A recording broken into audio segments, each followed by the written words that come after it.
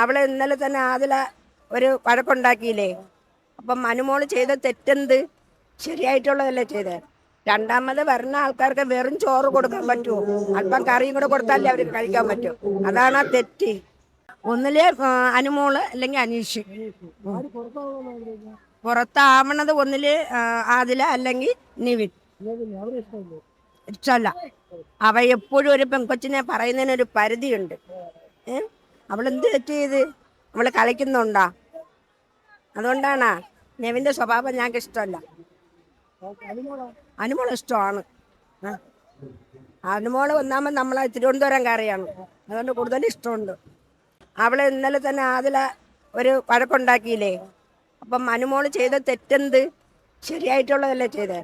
രണ്ടാമത് വരുന്ന ആൾക്കാർക്ക് വെറും ചോറ് കൊടുക്കാൻ പറ്റുമോ? അല്പം കറിയും കൂടെ കൊടുത്താലേ അവർക്ക് കഴിക്കാൻ പറ്റൂ. അതാണ് ആ തെറ്റ്.